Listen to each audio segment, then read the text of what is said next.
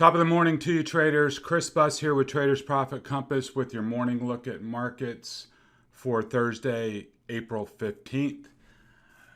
Normally, we'd all be scrambling to get our taxes done, but this year, I guess we got an extra month, so that's nice. Before we get started, I want to thank Neil, who is one of our long time subscribers and listeners, sent me a heartfelt note yesterday about how well he's doing and all the stuff he's learning, and left a nice note on YouTube as well.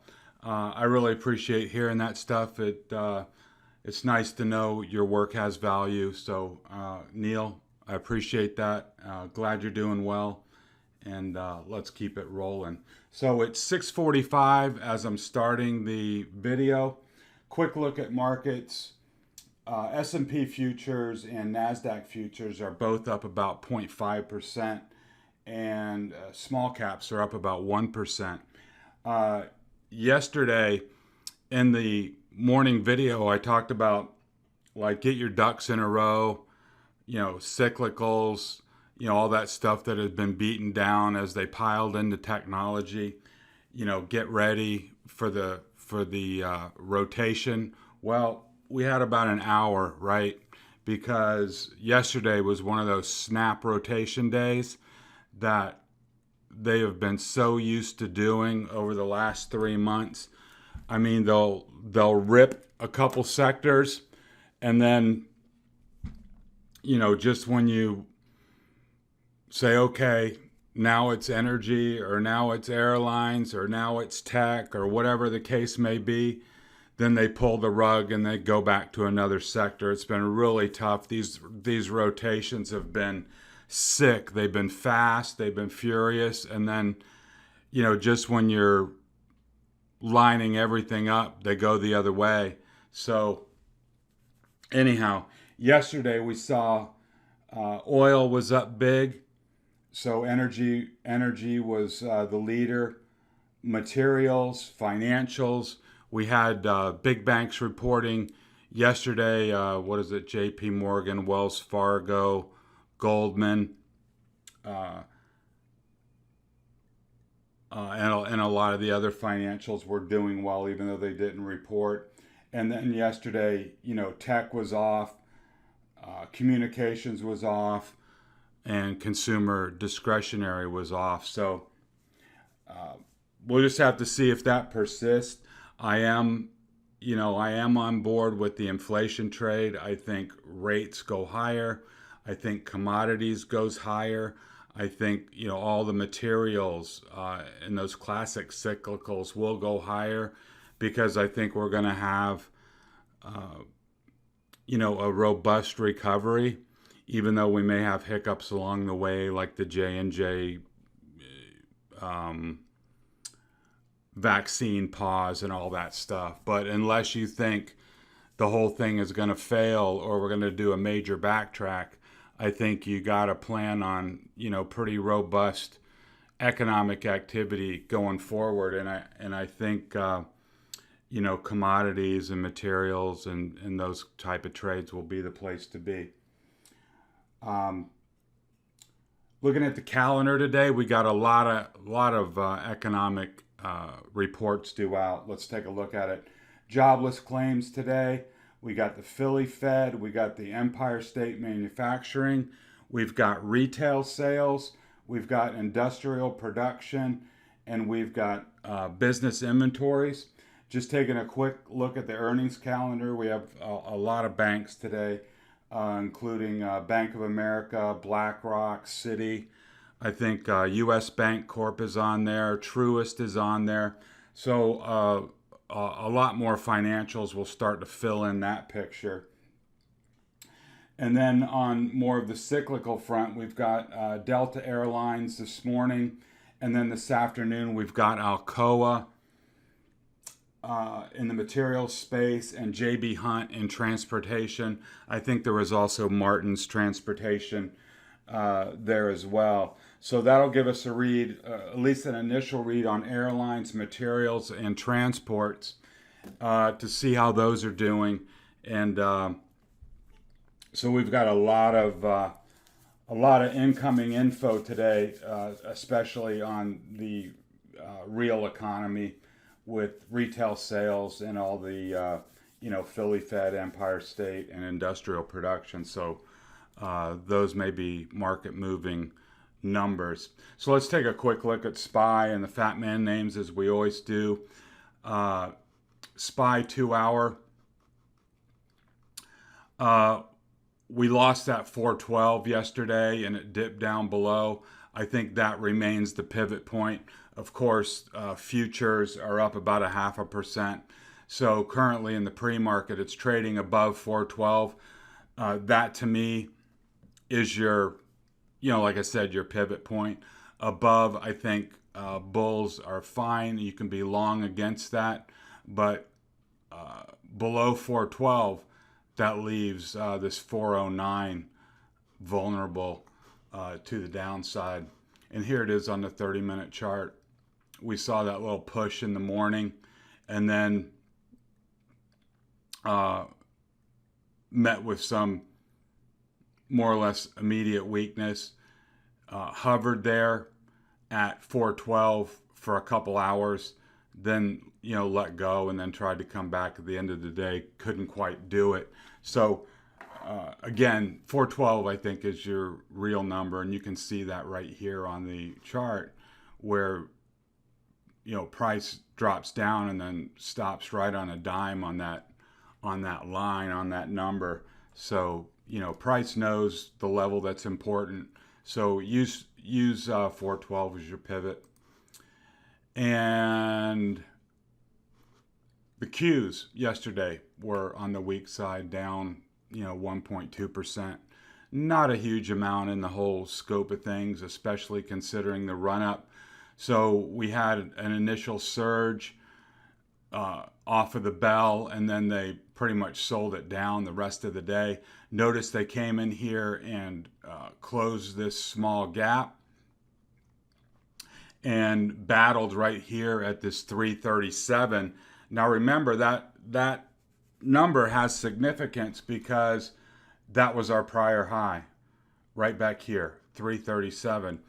And we always say, once you break out, typically you don't want to, come back into the range. That's not what you'd expect. That would make this look like a fake breakout. And then once you're below 337, you're back in the soup. You're back in the trading range, which means potentially,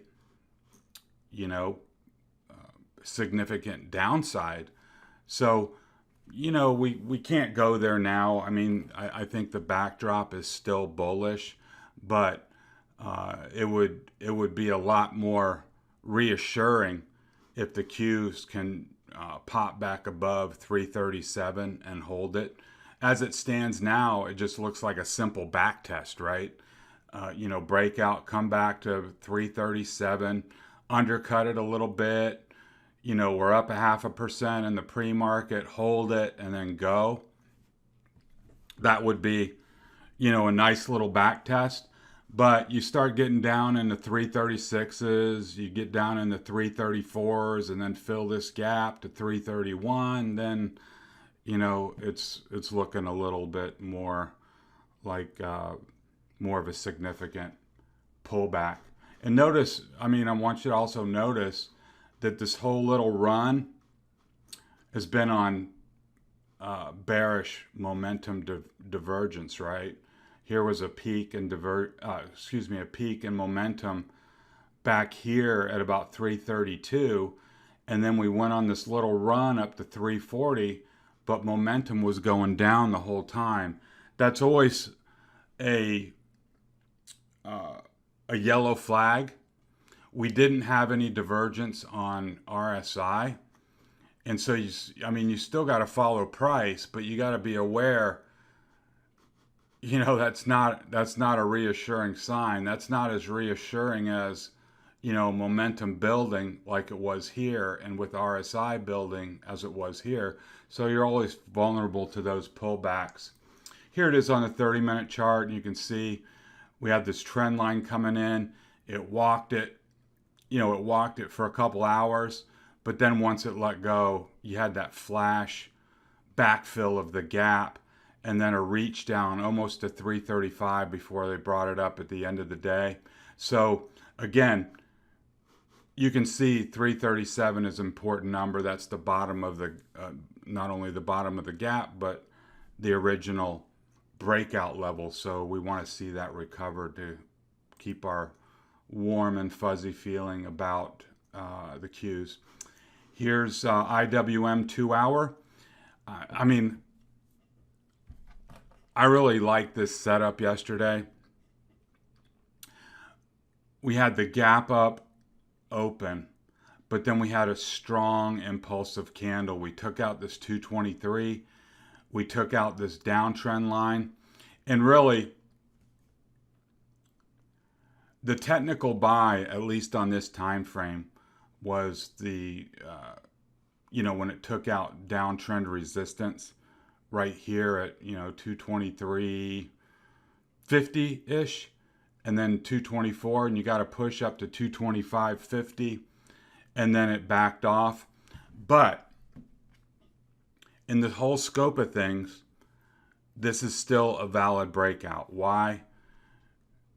You took out overhead resistance, you came up, and now you've back tested the original breakout. And now this morning we're up 1% on futures. So we're back up here in the 224s or 225s, whatever it is. So breakout, back test, go. That's what you want to see. Now, if you were trading it actively, here's what you had. Here was that first opening candle. Here was the, push higher. And then, it eventually fell back. But so you can be long against 223. So we're going to have a gap open, right? We're going to have a 1% gap higher. Let's just say for the sake of argument, they come back right off the bat in the morning, sell it off and fill the opening gap and bring it back to 223. That's your objective long, right? Gap filled.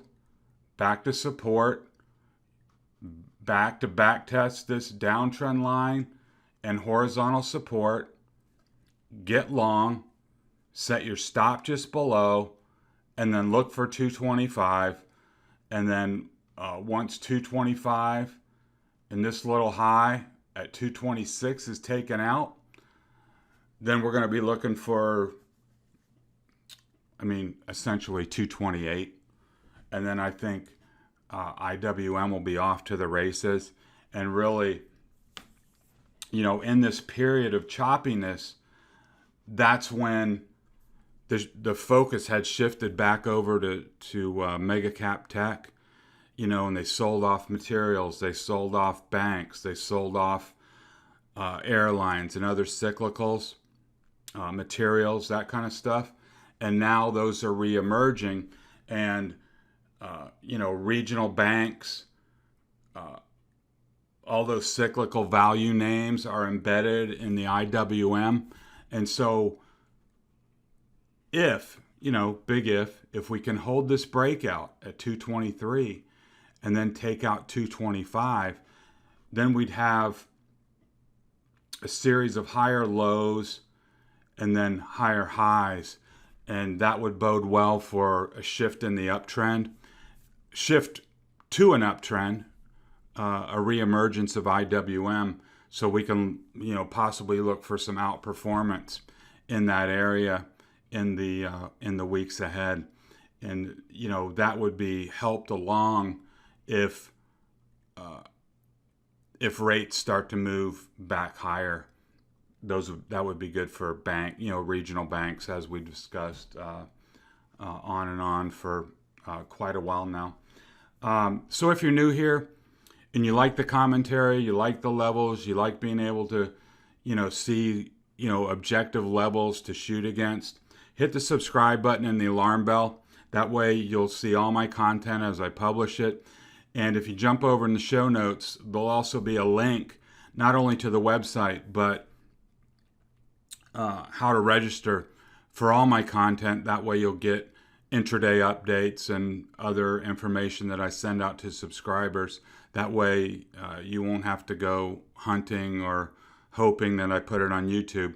You'll get it in an email, nice and neat, and you won't miss a thing. And for longtime listeners, I really appreciate you being here. I'd appreciate a positive comment and the like button, just like Neil did yesterday. I really appreciate that. It also lets new people know that the work is valued and you're getting benefit from it. The last thing you could do for me is pass a link along to one of the people in your trading group. Repost it on Twitter for me. Put it on Facebook for me. I'd really appreciate the lift and the support. So let's jump into the FATMAAN names. Facebook had the breakout and the back test here of this breakout here at 305. Now I took a long position with price right here, and it did leak out a little bit towards the end of the day. I did take a peek pre-market. It was up about $1.80 or whatever. I want to see that 305 recaptured. It's really important. If price can't recapture 305 today, I'm going to get out and reload. If you're not in Facebook, and you see 305 get recaptured, that would be a technical buy on a breakdown and then a recapture of an important level, 305.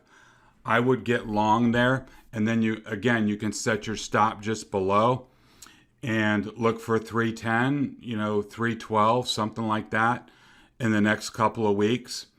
I saw a lot of big money order flow get long right when I followed that flow.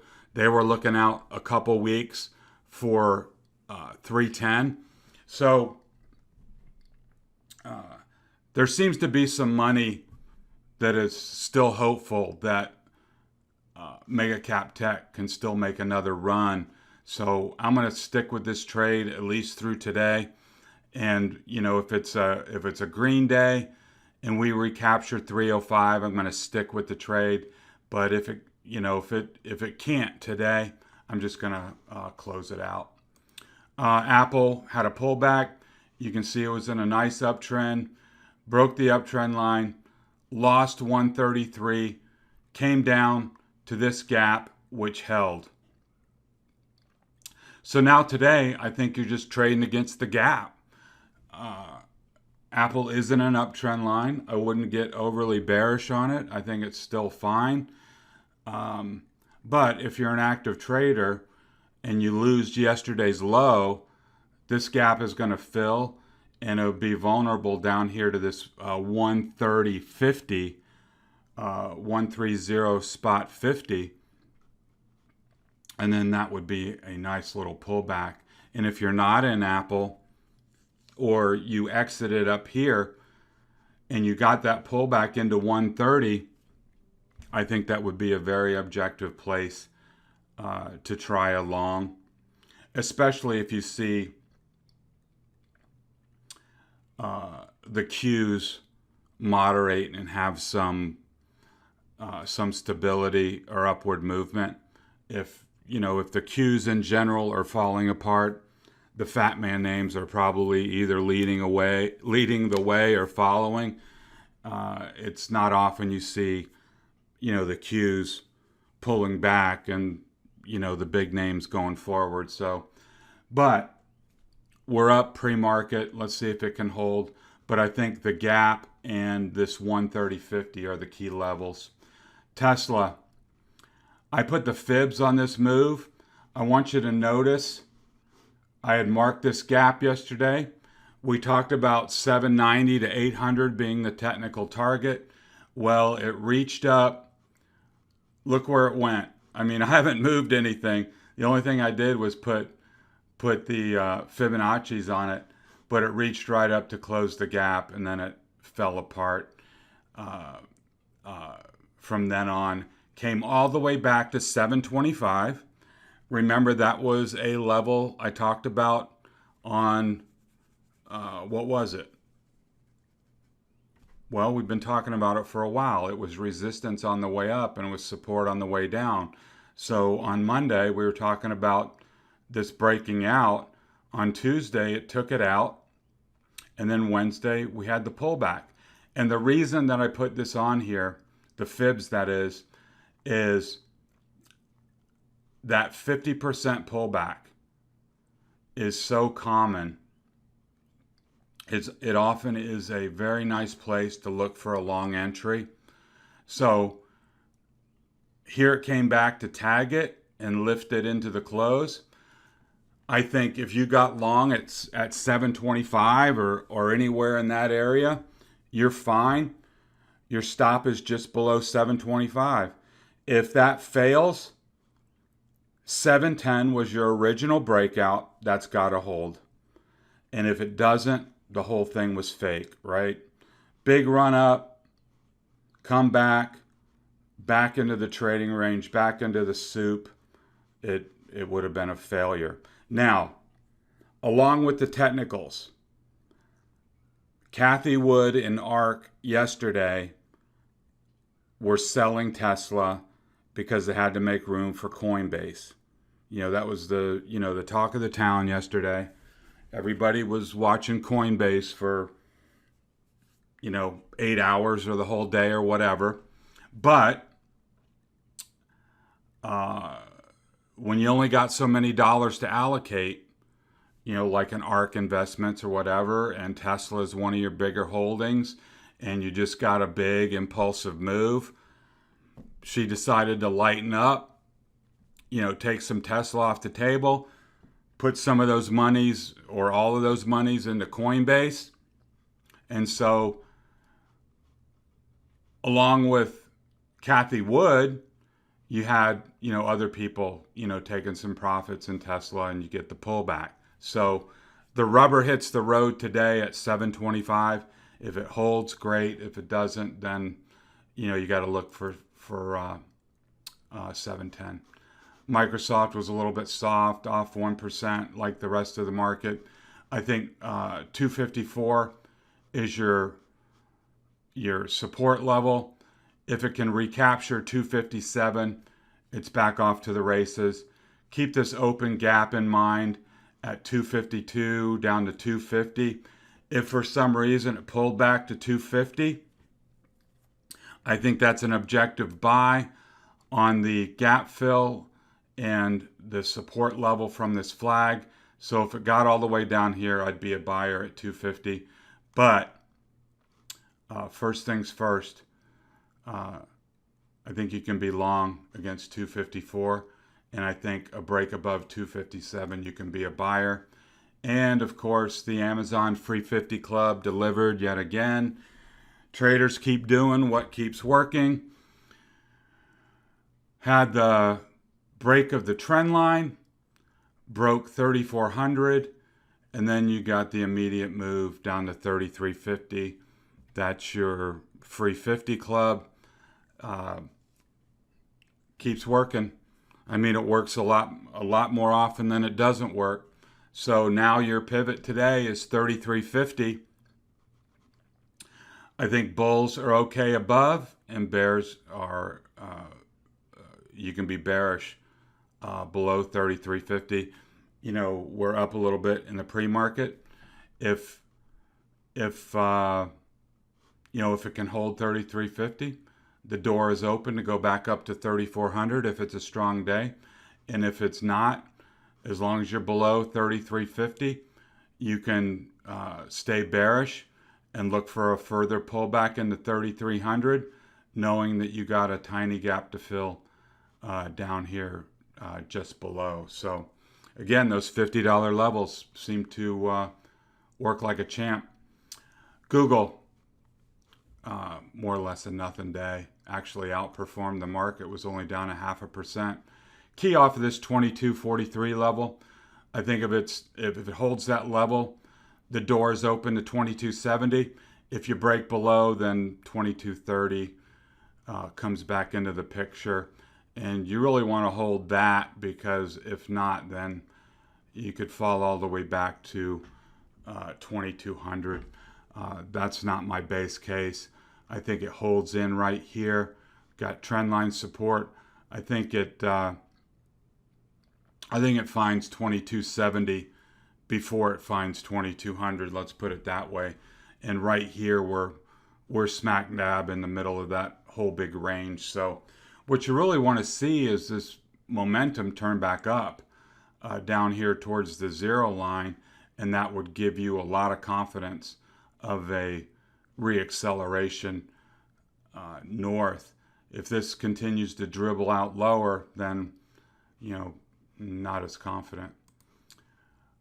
Netflix had a nice trade yesterday.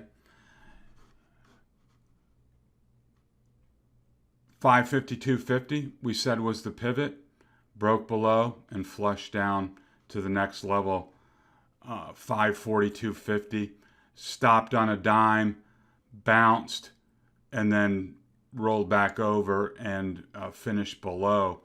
Bulls got to recover or reclaim this 542.50 area. If it does, you can be long, but as long as it stays below 532.50, remains your downside target. And so I mean, again, the levels worked perfect. Came down here, you had to overshoot, came back, recovered it, held, dropped down below. So price is telling you these levels are important, just from the fact that where they stop and where they have trouble breaking through. They let you know where resistance and support are, so use them to your advantage. And that's why I tell traders, especially those new to my channel, that I have a lot of confidence in my levels. And if you just go through and look at where they're placed and look at the price action of price in and around those levels, price tells you what's important. And I think I'm halfway decent at identifying those levels. So the rest is up to you as far as executing around those levels. And I'm not saying this is the easiest trade in the world. All I'm saying is that once price broke out, came back and lost 552.50, you had to be really careful if you were long, and you could be more bold if you thought we were going down. And given everything yesterday, that was in concurrence with a weak QQQ and other FATMAAN names, not just Netflix being weak. So if that was your area of focus, once you broke above 552.50 and then lost it, that would have been a big warning signal to you to either get short or just simply get out of your long and avoid that kind of a move. So I'm going to wrap it up here today. I'm going to do some chart work here this morning and see if I can't find some decent setups, fresh setups for you guys. And when I do, I will send them your way. So let's wrap it up here this morning. Let's watch all those economic numbers here this morning. Jobless claims, retail sales, industrial production, bank earnings, and cyclical earnings with Alcoa, Delta, and the transports. So have a good day of trading. This has been Chris Buss with Traders Profit Compass. Talk to you next time.